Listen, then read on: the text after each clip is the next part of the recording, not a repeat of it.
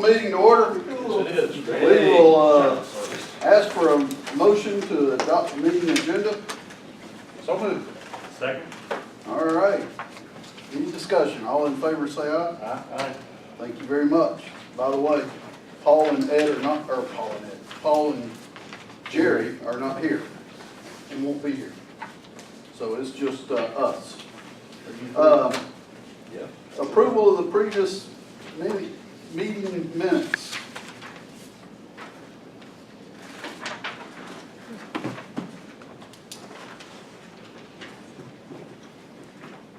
Motion to approve. You don't have to say second. All right, any changes? All in favor say aye. Aye. All right, thank you, gentlemen. Public input.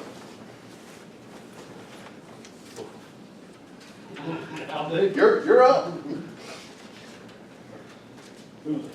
Anyone else? Robert has something he would like to talk about related to his groundbreaking. I don't know if you want to do that later on, and we'll give our report, or we want to do that, touch on that now. Up to you. Okay, we'll just do this. So basically, you have the approval of his lease, and as those plans get developed, he's signed the contract with us. We're putting his plans together now.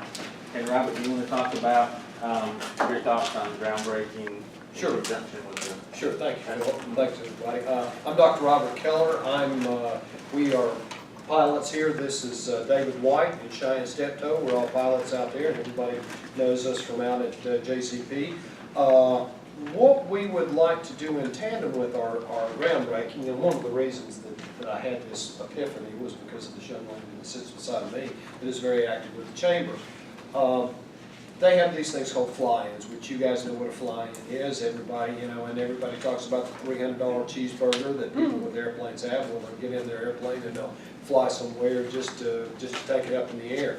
So I began to think, well, there's two things that could be served by this. The fact that we're beginning our new hangars and we're doing our groundbreaking, but also in tandem with the Marble Festival. And one of the things that really precipitated this, when Amberly and I were down in New Orleans, there was skywriting going on for Jazz Fest. And I've never seen people act like, this is the neatest thing they'd ever seen was the skywriting. And I thought, boy, how nice that would be if during Marble Festival we had skywriting and people would see it on 515. And then I talked with Ted Scott, and Ted is a denizen up there at the airport. He goes, oh, these things are always well attended. And and Ted's not often given to hyperbole. He thinks that if we have a fly-in, then we could get 100 to 200 people only for that. So I thought, boy, what an influx of people that would be if we could get them to come, and since they're there, they don't have cars, if we could get a shuttle up there to shuttle them back and forth to the Marble Festival. We have a Skyrider. Ted has also suggested that we have a hot air balloon. They have introductory rides. So we're basically accomplishing a couple of things at the same time. So what we'd like to do is have a fly-in, and I think what we'd like to do is call it the Marble Festival fly-in. You can call it, one of the things David doing research, they usually call it the Shuffle on to Buffalo fly-in or something like that. So we call it the Marble Festival fly-in. And we serve hot dogs, and we have a mock-up, and Phil Eberly said that he would have plans for our hangars at that time. So we provide food. We're trying to get in touch with the people down at Rome, and they're going to have a static display. I think they have older aircraft. I don't think they're antique, but I think they're the old DC-3s and some of the old military aircraft. So if we could do this in tandem with the Marble Festival, which would be on Saturday the 7th, is it? Yeah, on the Saturday the 7th, we feel like we could not only bring people in to see the airport and to show off our wonderful thing up there, but we could possibly have a twofer and get them to go to the Marble Festival as well. And all of the hullabaloo that's going on in the sky, the skywriting, the inflatable, the hot air balloon, and just the increase in air traffic would be attraction and getting the attention from the people going up and down 515. And of course that's festival season and all the time. So what I would like to do is, and I guess I'm asking your permission, that we have this fly-in on the 7th of October, and I guess it would be for normal hours like 8 to 4 or something of that ilk, to where we just really are doing it for lunch, but they would come in and all out, for the day. And then Marble Festival would promote the fly-in as well. And the chamber would also put it on their Marble Festival flyers that, and take time to go up to the fly-in. And we may see that there's a little bit of cross-pollination between the Marble Festival going up to the airport.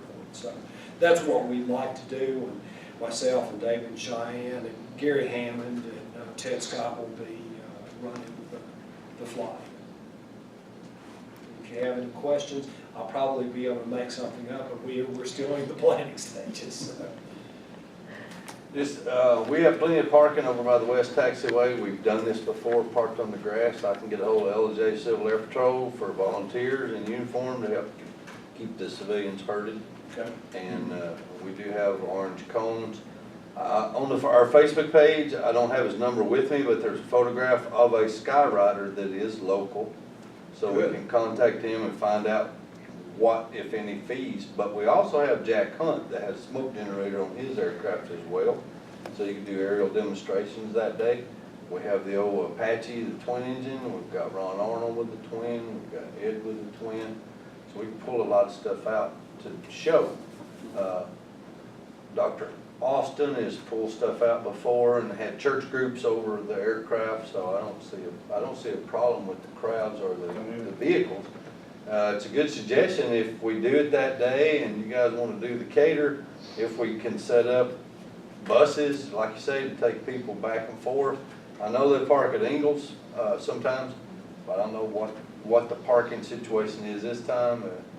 It would bring a lot of folks to the airport. I understand that the county commissioner, I think his name is John, he had a MATS vehicle that was at his disposal for that day and has offered it to the chamber. Is that right? As soon as I take the commissioner off. But it would be nice if we could somehow figure something like that out. And I'm sure that if there were not something of that ilk available, that we could find another. Yeah, the county has got a MAX bus that we use for the courthouse now, and it's a 9-passenger bus, and you don't have to have a special license to drive it. So, yeah, that's gonna be available, however the chamber that I've offered it to the chamber, however they wanna dedicate it. And we also got that golf cart shuttle they could use around town, use a MAX bus from the airport across. So there's 2 or 3 ways we can look at that. And those people are gonna be there with they're gonna go see the aircraft, but they're gonna wanna hang out and do something. So I think that if we could shunt them down to the Marble Festival, and correct me if I'm wrong, AJ, but if we could get an additional 100 people through the gates of Marble Festival, it would be quite the coup.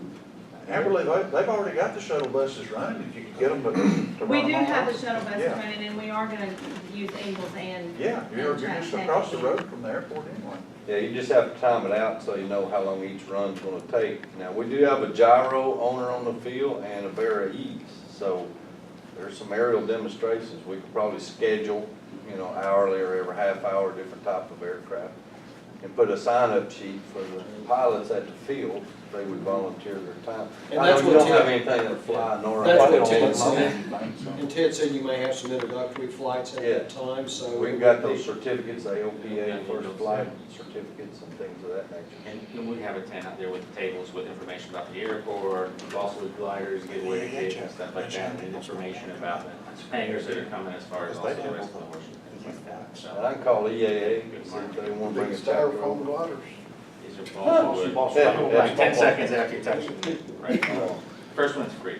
Randy, close the gate between the T hangars, Yes, sir. because you will have far too many civilian cars coming in through there that don't know what they're doing. Do you guys think that the 100 to 200 proffered by Ted is a realistic number? Will that many people show up? With their kids, they will. Depends on how you promote it. I've been to a lot of fly-ins. Exactly. And, if you do it, you can do it a couple different ways. You could do it as tail dragger type thing. The pancake breakfast things tend to work pretty well. I was at one at Rome a few weeks ago, and there was at least 100 people showed up for a Saturday morning pancake breakfast. So I think that number is very realistic. Super. Thank you. All right, committee and authority member reports. Treasury report? Let's do treasury. Let's do it. You guys have a copy? Commissioner, do you need one? Do I need to look at it? Don't think so. If you look down at, we're within our current percentage used on most of the expenses, with a couple of exceptions. And one of those is down in repairs and maintenance. And if you look at that line, you're gonna see we spent $23,922 there on repairs and maintenance, which is well over our budget. But that includes the rotating beacon reimbursement that's been approved, funding's not come back in yet, so that'll reduce that by about $11,000. Additionally, we had some fuel system repairs we had to do this year. We've had runway lights that were struck by lightning. And we've also had a recent expense for the AWAS system, the weather system out there. Lightning has not been our friend so far this year. We've had multiple strikes. Are y'all keeping posted and turn that into the insurance company? Well, I talked to Joe Walker about it. He said we're in the process of filling out the forms now for 2 of them. We've also had some repairs on grass cutting equipment out there. Lawnmower died. We've gone to the finish mower deck behind the tractor now, so working very well. Looks like the place is getting caught up again on the grass cutting side. So if there's any other questions on the numbers, I'll try and answer the questions there. But overall, I think that it looks pretty good. The capital outlay buildings, I think, is the trailers that were moved over, and in talking with Faye, my understanding is once those things are moved out, that'll come off of our budget. I don't know whether that's true or not, but that was the impression I was given. I've got them rented out with the eclipse coming in on We're gonna have positive cash flow on that. Positive cash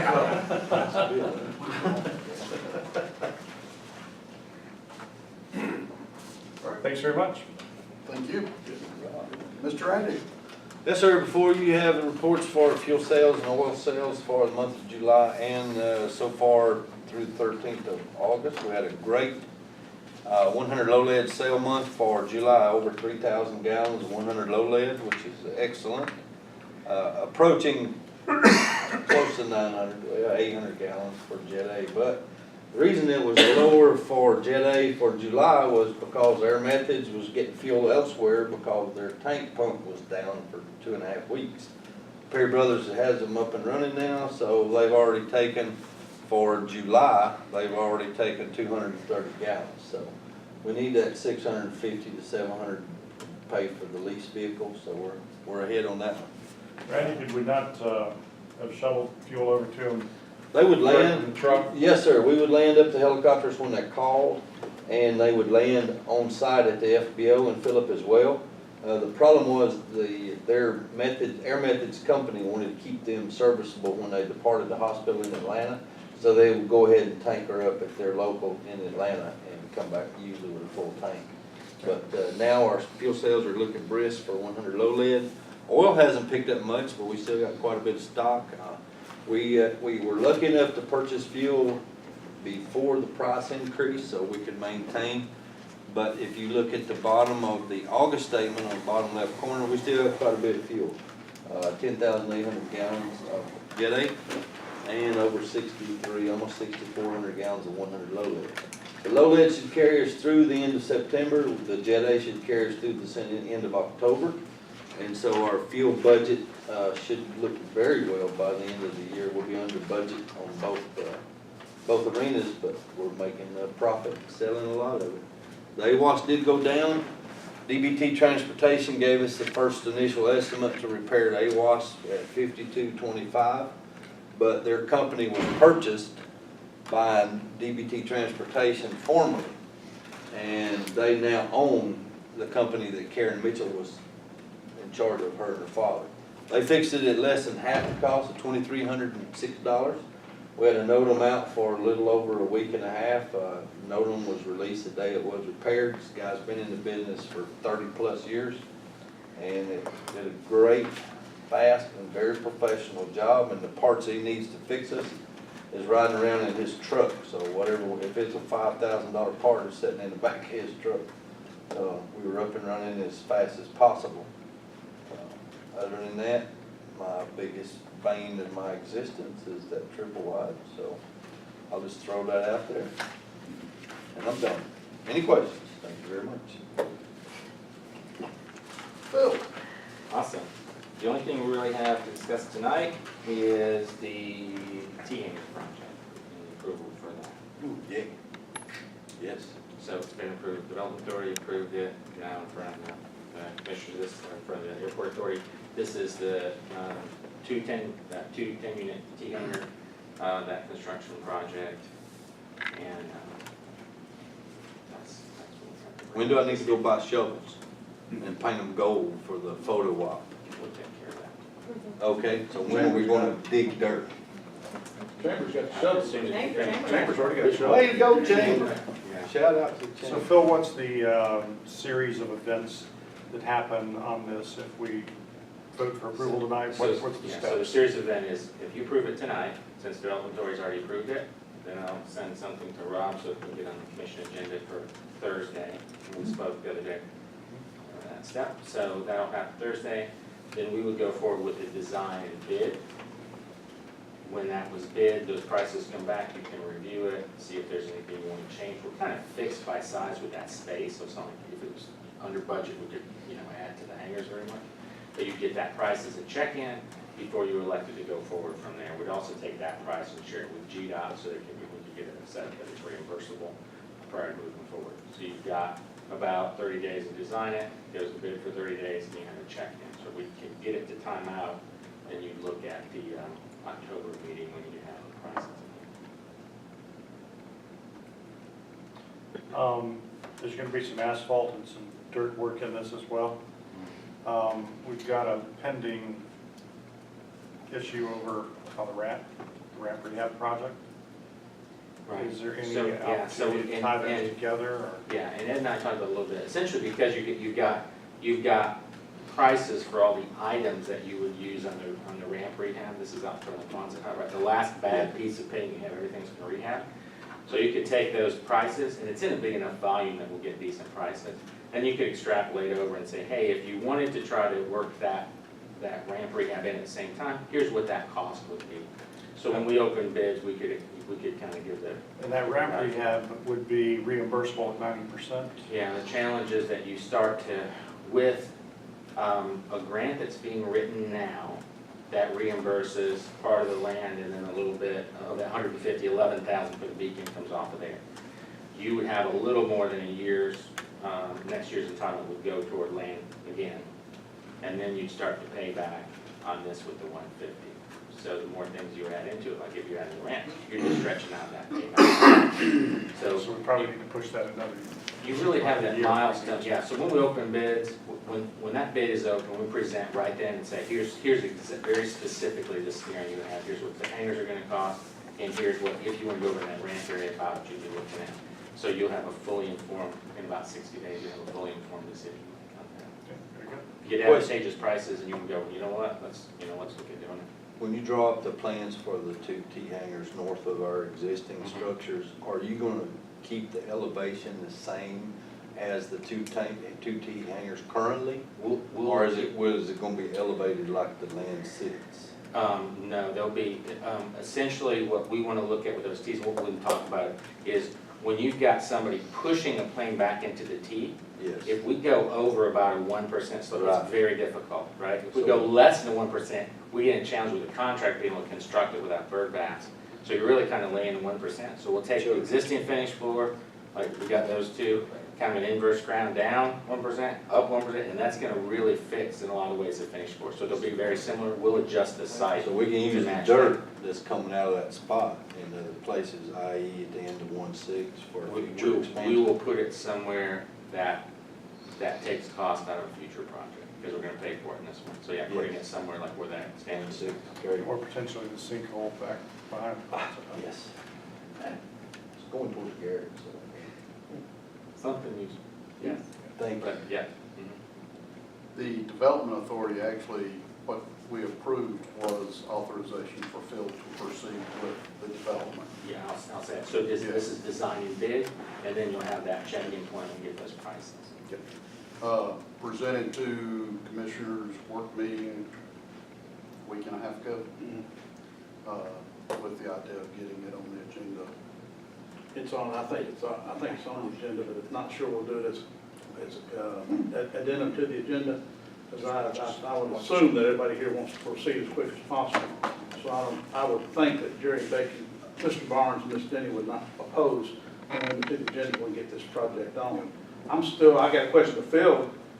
If it goes, if it's went through the industrial authority and goes to the airport authority, does it have to go to the county commissioner? So I don't know to that point. Might not have to do them to the agenda, but I don't, rather check with the county I attorney. think his opinion was that It the needed to go. banks will ultimately want That's because of the 1 mil that pledge. 1 mil pledge. Okay, well then it's gotta go to the commissioners. Yeah. Well, I'll bring it Or up. at least the commissioner's acknowledgement of that 1 mil. Right. If anybody wants to call the other two commissioners, be sure they, but no, I don't know.